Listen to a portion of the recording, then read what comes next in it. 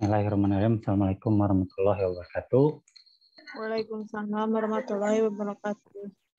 Pada kesempatan kali ini kita akan membahas topik yang akan sering dipakai di lab medik, ya, korelasi dan regresi, terutama untuk perbandingan metode, kemudian perbandingan reagen, perbandingan alat, perbandingan sistem pemeriksaan yang baru. Ini hampir semuanya menggunakan rumus ini, gitu ya. Jadi istilah-istilah yang awam dikeluarkan oleh protokol atau prosedur yang dikeluarkan oleh CLSI, Clinical Laboratory Standard Institute, ataupun oleh CLIA, ya, Clinical Laboratory Standard Agency di Amerika maupun di Indonesia menginduknya ke situ.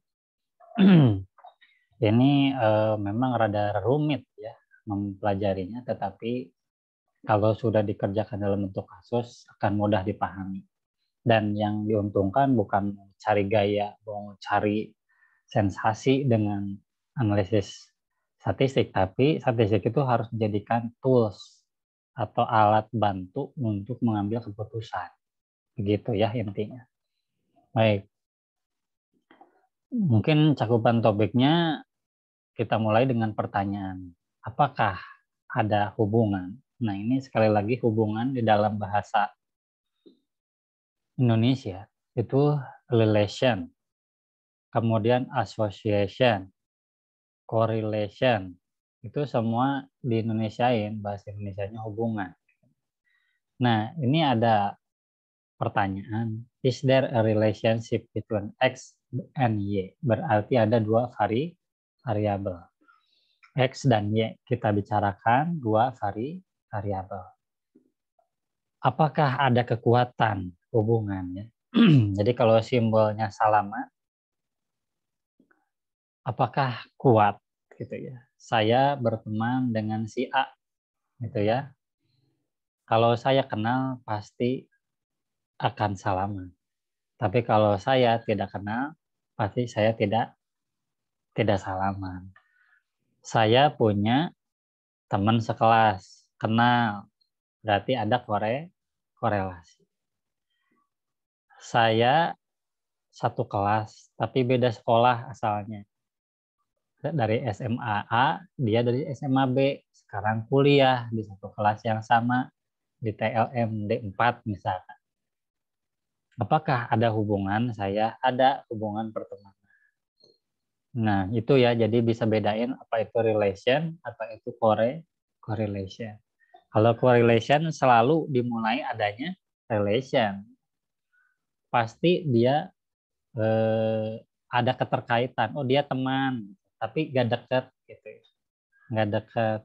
Jadi sesalaman juga jarang sama dia. Nah, itu what is the strength of this relationship?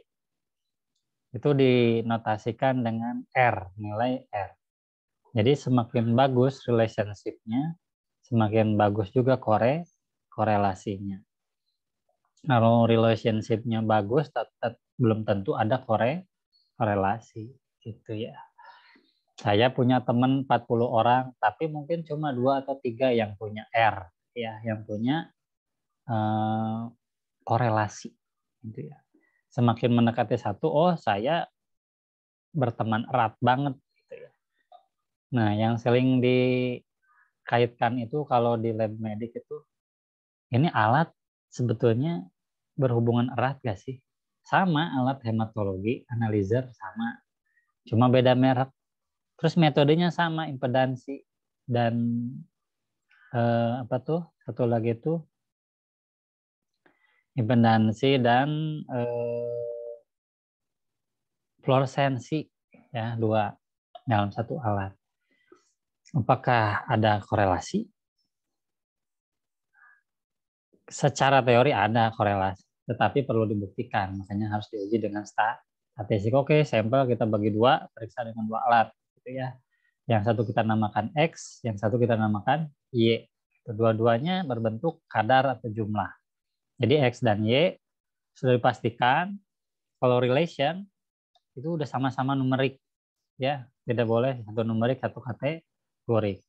Jadi kadar kadar Hb di alat Sysmex dengan kadar Hb di alat Mindray hematologi analyzer harusnya sama karena sama-sama mengukur kadar Hb gitu ya. Itu koefisien R-nya.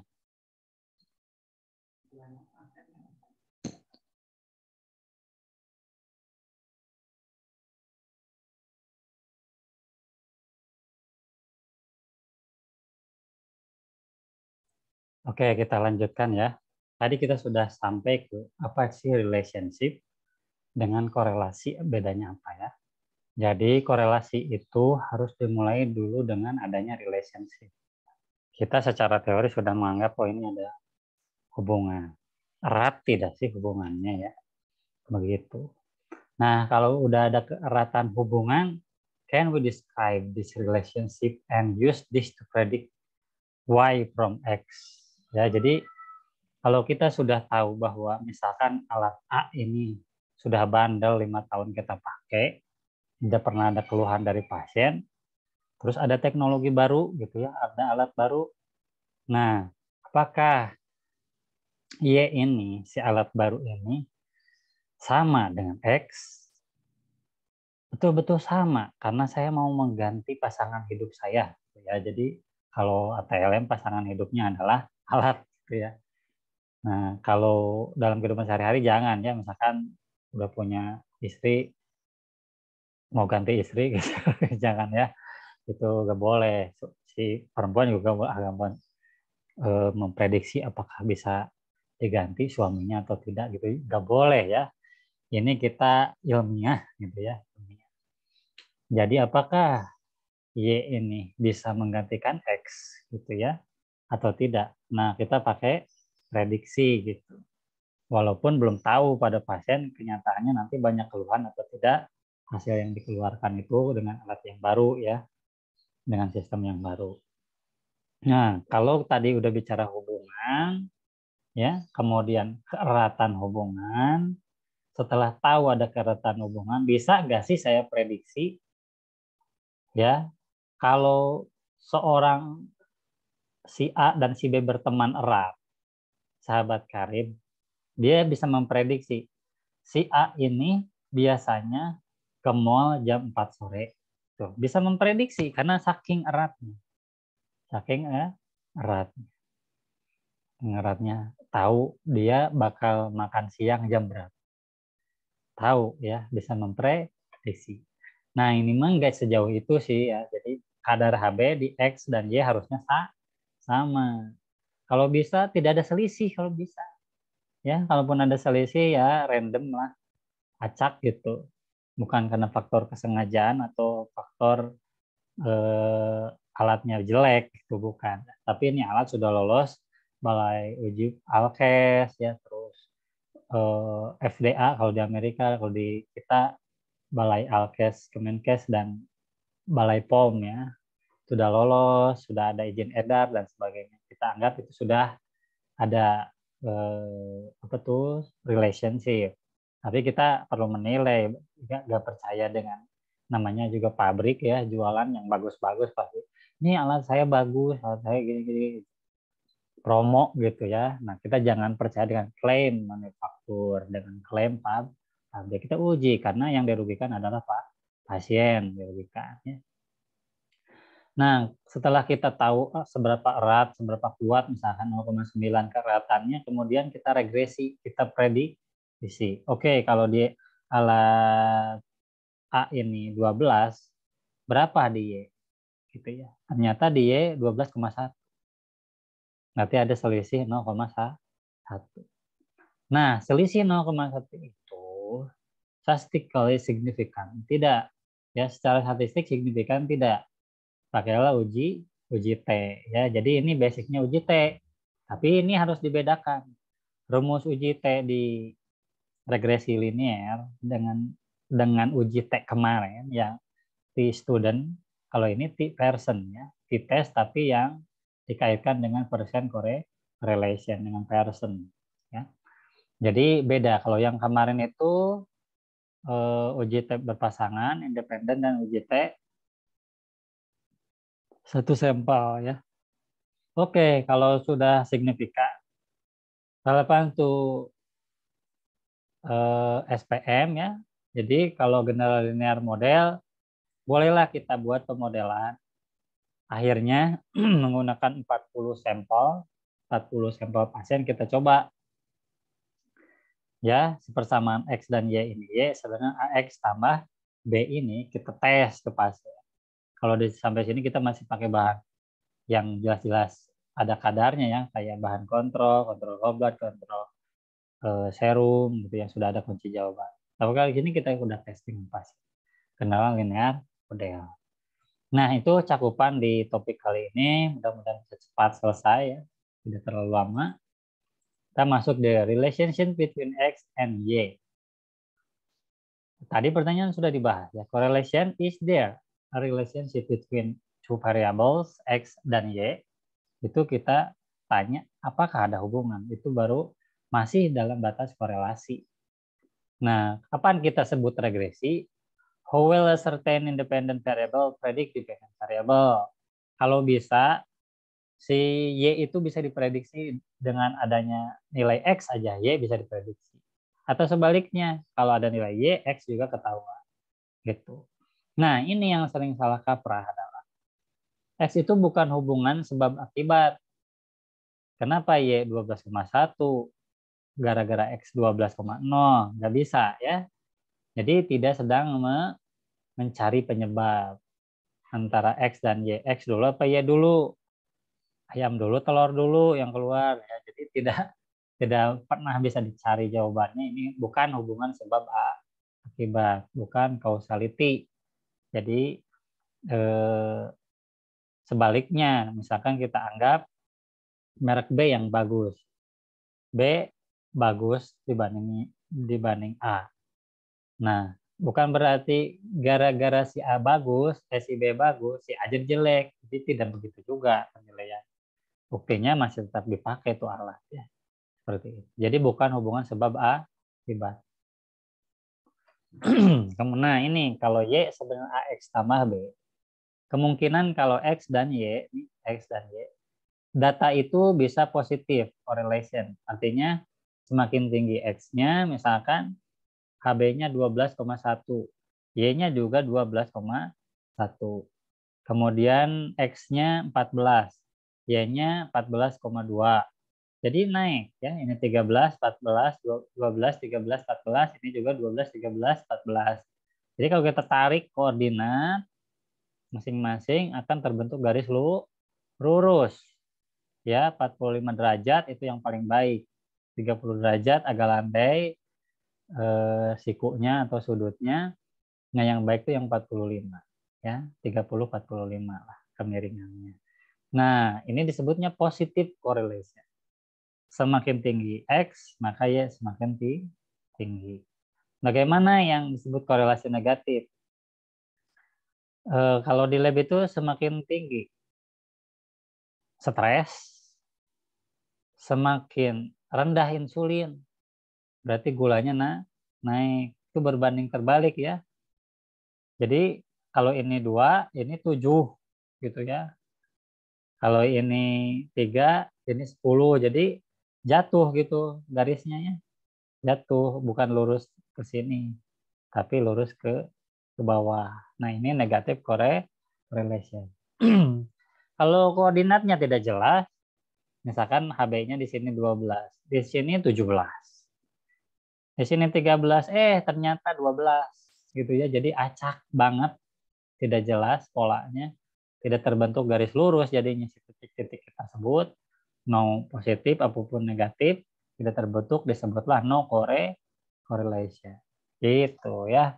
Ini gampang sekali. Sekarang ada istilah variance versus covariance. Ya, ini di SPSS pun memang rada kompleks, rada complicated, makanya harus didampingi kalau kalian mengambil skripsi validasi metode. Ya, oleh orang yang paham statistik. Kalau tidak paham statistik, model Pasoni itu kan ahlinya ya. Kemudian bisa statistik aja tidak cukup. Ya, perlu pengalaman ke ATLM-nya juga. Ya, di sini ada yang disebut random effects model. Jadi X dan Y itu masing-masing sendiri di dalam X datanya itu bervariasi. Nah, ada fixed effects model. Fixed effect model misalkan suhu itu tidak pernah berubah, berarti fixed effects gitu ya. Suhunya selalu 37, itu fixed effects model. Jadi karena Y dan X harus salah satunya ada satu numerik, yang satu lagi misalkan 1 dan 0 skornya, stres dan tidak. Y-nya stres dan tidak. Terus kita mau lihat dari kadar insulinnya. Kadar insulin itu berubah-ubah, disebut random effect. Kalau yang stres tidak, itu tidak berubah karena skornya 1 dan 0. Nah, itu fixed effects. Ya, jadi efeknya sengaja dibikin tidak berubah, cuma 2 kategori gitu. Tidak ada stres 1, stres 2, stres 3 gitu ya, tidak banyak. Nah, ini gimana penelitinya? Mau membahas seperti apa? Selain perbandingan alat, ya sering juga dipakai untuk membuat persamaan. Di kadar trigliserida berapa sih orang yang gulanya tinggi biasanya yang diabetes gitu. Gulanya di atas 200 atau di atas 150 baru dia wajib periksa trigliserida. Kan biasanya orang diabetes kalau ke rumah sakit cuma periksa gula aja. Nah, suatu saat mungkin dia harus melihat ya bahwa kalau perutnya membesar, gulanya di atas 200, dia harus mulai pertimbangkan bakal ada kerusakan mikro dan makrovaskuler, kerusakan retina, kerusakan liver, kerusakan ginjal, gara-gara yang gula tinggi tadi, harusnya gulanya kan terkendali rendah, normal begitu.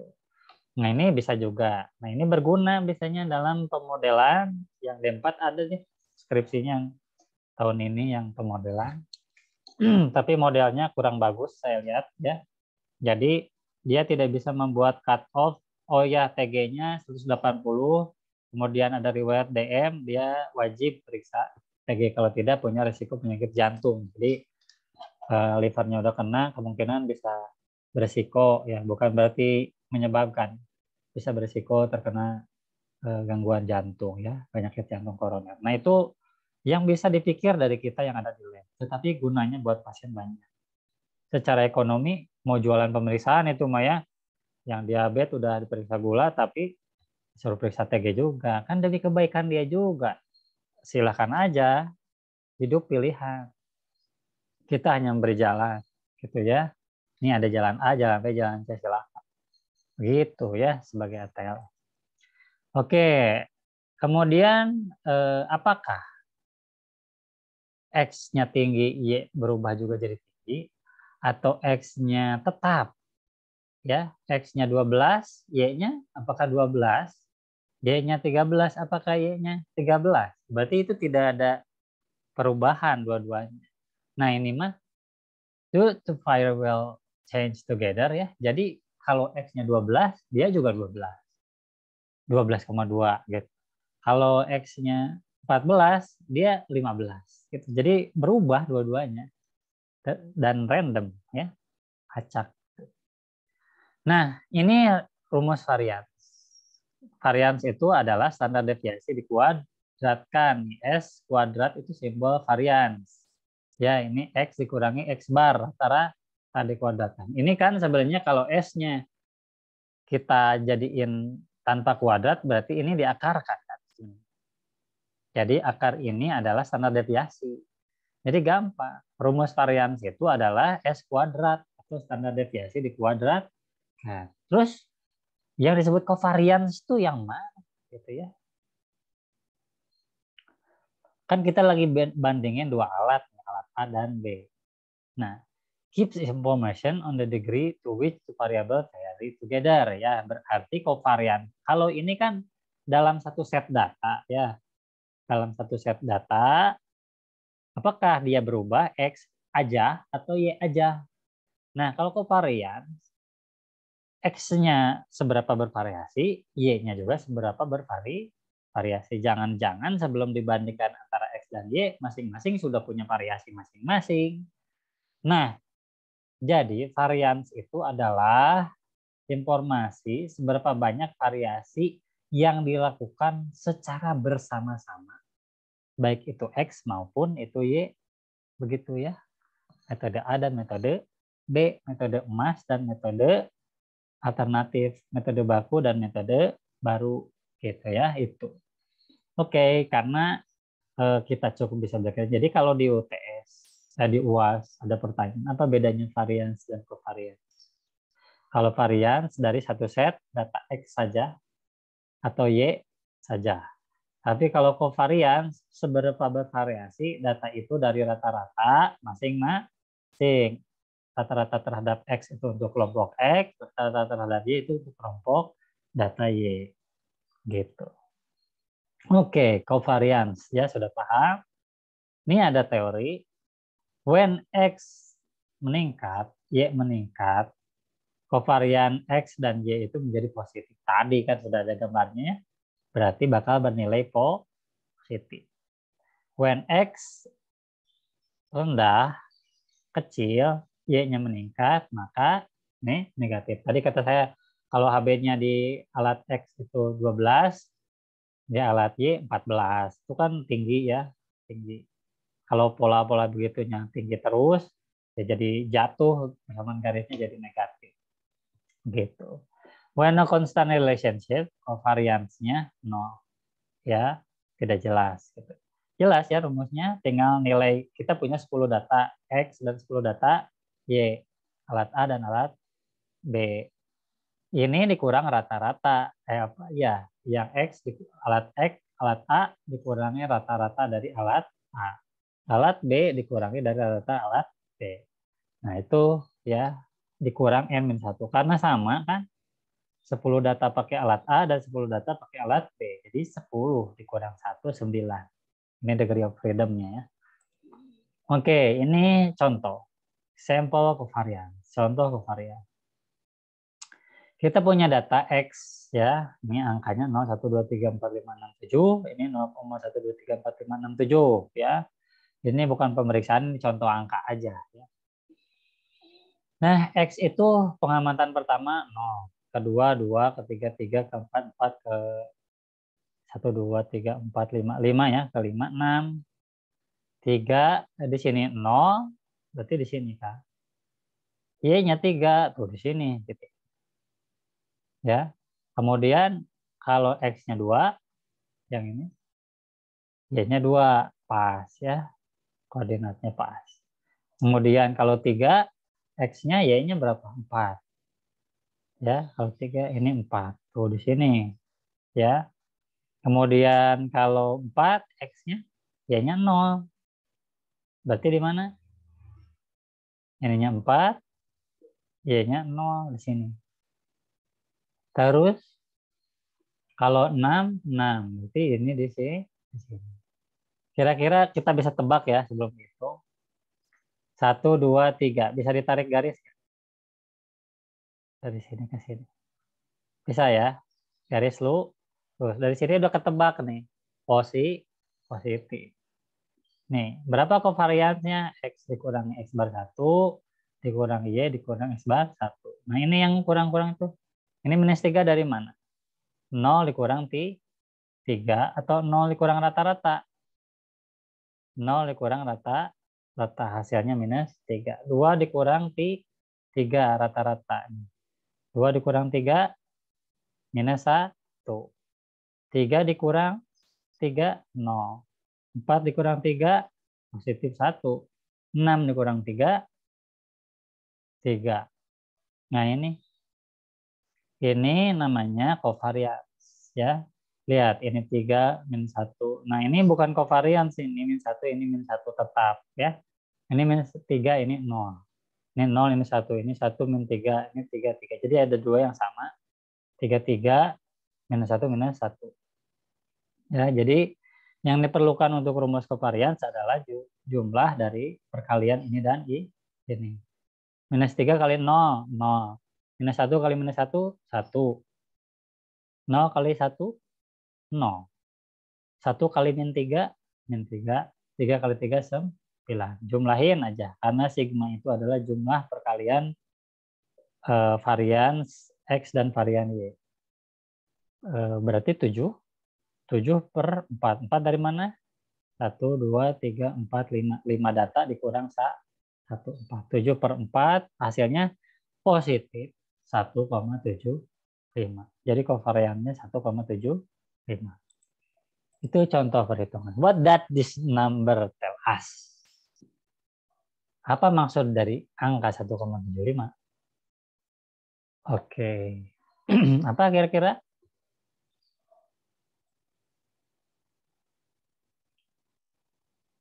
Ayo, ada yang bisa? Oke. Ini menunjukkan seberapa homogen dari suatu data. Jadi artinya kecenderungan Y itu kalau 1,0 ya 1,0 berarti Y variasi di X dan Y itu sama. Alatnya bagus. Tapi kalau 1,75 berarti ada kecenderungan ini lebih bervariasi. Ya. Y lebih bervariasi.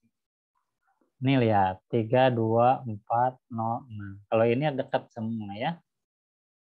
0, 2, 3, 4, 6. Paling ini yang jauhnya 6. Kalau ini 6, 0 ya. 4, 2, 3. Nah ini yang dimaksud what does it tell number tell us. Nomor ini tuh mencerminkan seberapa heterogen data yang ada di X dan Y. Oke, itu. Nah, ini contoh lah ya. Subjeknya 1, X-nya ini ya. Ini contoh pemeriksaan dari anggaplah gula darah gitu ya. Dari berapa? 7 orang. 7 orang. Nah, ini kelihatan. Ini 100, 81, 61 masih masuk akal. Nah, ini udah kritis nih. Ya, udah kritis. Udah hipoglikemi gitu. Yang ini 21. Ini ada yang 1. Hah? Ada gula darah 1? Nggak ada ya.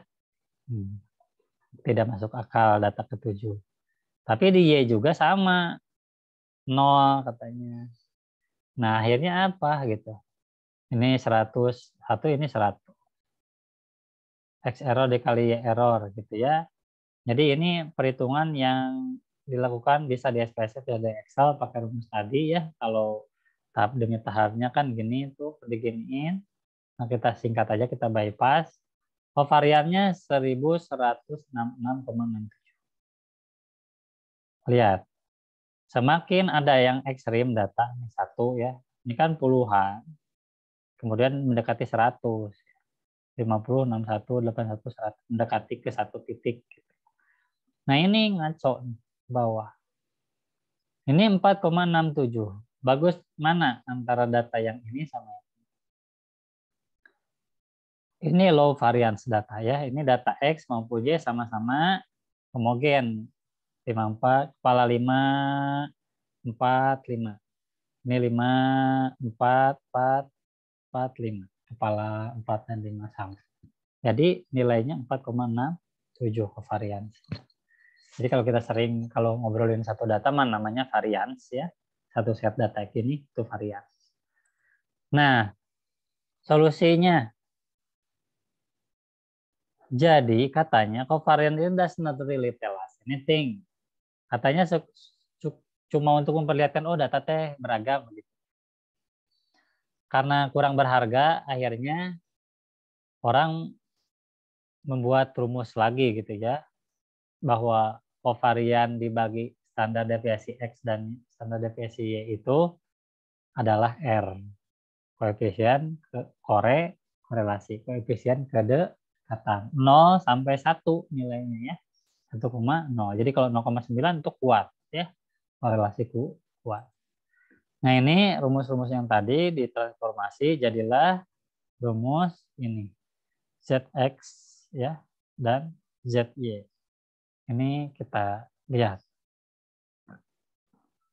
Keterbatasan nilai R. R itu 1 atau min 1. Ya, kalau nggak garis lurus ke atas, garis lurus ke bawah. Nah, itu. R true, R of whole population, estimate R based on data. Jadi, kalau ada nilai korelasi sekabupaten, syukur. Kalau kita cuma punya satu rumah sakit, ya udah pakai data rumah sakit gitu yang sedikit. Nggak perlu dana banyak untuk penelitian ke masyarakat. Nah, tadi sudah jelas korelasinya kuat, misalkan 0,9. Oke, kita regresikan. Apakah kita punya model yang baik atau tidak?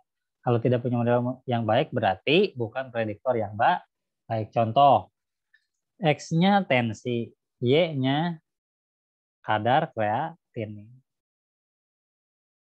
Sekali lagi, tingginya kreatinin bukan disebabkan oleh tensi yang tinggi. Jadi bukan hubungan sebab akibat. X-nya nilai tensi, sistol, Y-nya kadar kreatinin. Coba kreatinin itu bisa diprediksi nggak dari tensi seseorang? Kalau tensi seseorang 140, kira-kira kita bisa tebak nggak? Bisa prediksi nggak? Ternyata tidak ada regresinya jelek, ya, R-nya kecil, berarti asam urat bukan sebagai prediktor hipertensi. Atau hipertensi juga bukan satu-satunya penyebab kreatinin jadi tinggi. Nah, regresi biasanya dipakai untuk dokter ataupun pegawai lab ya kalau terkait alat. Yang bagus yang mana? Nilai itu kalau kita Y sebenarnya AX tambah B. Ya, ini yang bagus, sering dipakai kalian di instrumen untuk melihat kurva kalibrasi. Nah, ini persamaannya, tapi sudah bisa diotomasi ya. Kalau dihitung manual pakai kalkulator, ada peluang human error hitungannya. Cuma di sini kelihatan bagaimana data kita terdistribusi di daerah garis. Kemudian B itu, ini kan persamaannya, Y sama dengan AX tambah B. B ini adalah bias atau systematic error. Jadi kalau A ini faktor koreksi determinan ya. X nilai determinan. Koefisien X. Nah, ini cara menghitungnya dengan rumus manual bisa ya. Ini tapi sudah jarang, tapi yang penting kalian bisa paham bahwa persamaannya adalah garis lurus. Gitu ya, persamaan garis lurus, bukan persamaan kuadrat. Kalau ini persamaan kuadrat. Kita tidak bahas di persamaan sekarang.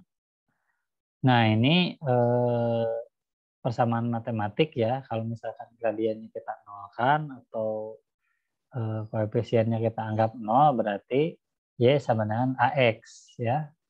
Begitu. Persamaan matematik biasa supaya kita bisa menghitung berapa nilai A. A itu koefisien dari X ya. Y sama dengan AX tambah B. Nah, ini cara hitung-hitungan. Pernah dihitung manual tapi lumayan pusing ya. Tapi saya tidak recommended hitung manual karena software sudah banyak diciptakan. Langsung keluar nilai, kita baca nilai. Nah, ini pemodelan ya. Kira-kira Y AX tambah B atau AX min B ya, dikurangi B. Kalau tadi alat hematologi A dan B, yang B selalu tinggi, pasti ininya bakal plus ya. Jadi sebenarnya kalau plus, Y itu alat baru itu selalu minta lebih ya dibanding alat A. Dengan demikian hasil pasien harus dikurang supaya sama dengan AX, berarti Y dikurang B. Ya, setiap nilai yang keluar dengan alat baru harus dikurangi B, faktor koreksi. Gitu ya. Y kurang B dibagi A, yaitulah nilai X. Gitu. Oke, saya kira ini masih persamaan matematik, jarang kita bahas ya. Tapi kalau ini di S2 ya, S2 TLF, jadi kita akan bahas di S1. Ini lebih ke arah predicted sama error variance ini untuk melihat kira-kira gara-gara variasi metode atau populasinya yang berbeda-beda, beda suku, beda ras gitu ya. Nah, ini persamaannya udah lumayan komplit dan kompleks menurut saya ya. Kemudian ini juga hanya rumus-rumusnya saja dipakai kalau manual kalkulator. Jadi tetap harus dihitung R dulu. Tadi yang saya bilang ada uji T, ya. Uji T. T-nya beda dengan kemarin. Kalau kemarin tuh di uji T student itu X dikurangi X bar dibagi S per N-1. Kalau ini beda, ada R-nya nih. Nilai koefisien korelasi. Berarti nilai R harus dihitung dulu dengan rumus tadi. Oke, nah ini kenalan linear model. Y sama dengan AX tambah kesalahan teknis plus epsilon atau kesalahan medis.